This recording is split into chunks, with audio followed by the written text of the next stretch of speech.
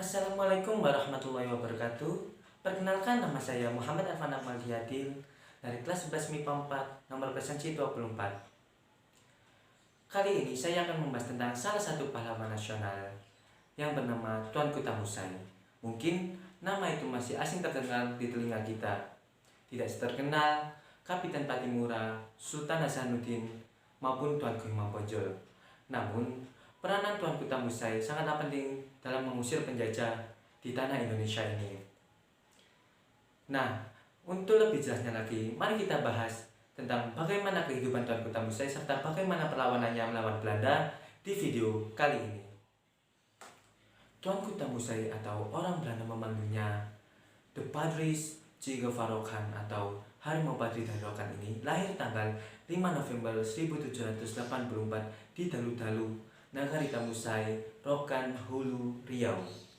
Dalu-Dalu sendiri merupakan desa pedagang Minangkabau yang terdapat di Sungai Sosa, anak Sungai Rokan. Ayah dari Tuanku Tamusai bernama Tuanku Imam Maulana Kali atau beberapa yang menyebutnya Imam Maulana Kali. Tuanku Imam Maulana Kali menikah dengan perempuan negeri Tamusai bernama Muna. Tuanku Imam Maulana Kali sendiri merupakan salah satu guru agama yang kemudian diangkat oleh Raja Sendepat menjadi imam. Karena ayahnya yang merupakan seorang guru agama, maka Tuanku Tamusai dididik dengan ajaran Islam yang sangat kental. Selain dididik ajaran agama, Tuanku Tamusai juga diajarkan bagaimana cara berkuda, bertata negara, dan ilmu bela diri lainnya. Kemudian beranjak dewasa atau beranjak remaja, Tuanku Tamusai belajar pendidikan agama di haji-haji yang tersohor seperti Haji Miskin, kemudian Haji Biobang, serta Tuanku Nan Renceh di Bonjol dan Rau.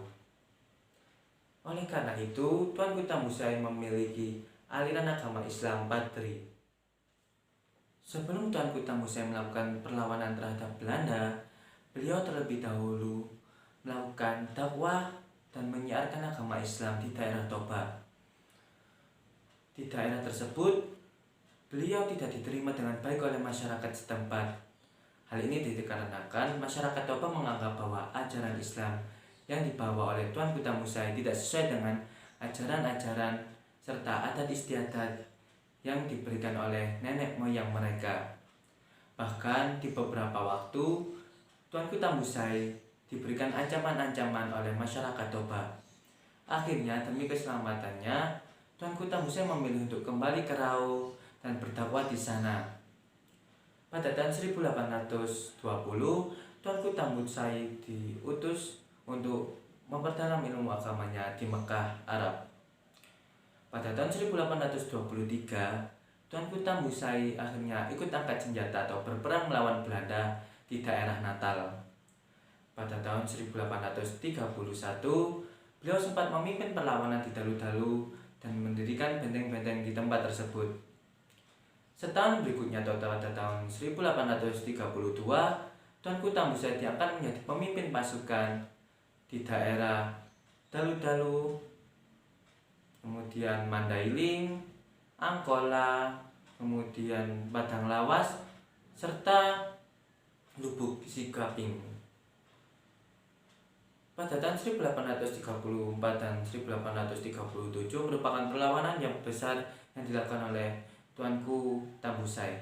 Pada saat itu Belanda dan gabungan dari pasukan Raja Gedombang ingin sekali merebut Bonjol dari tangan masyarakat setempat.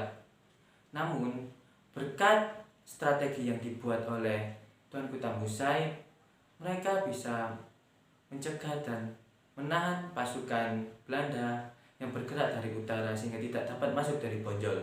Namun akhirnya pada tahun 1837, Bonjol dapat dikuasai oleh Belanda dan Raja Gedombang.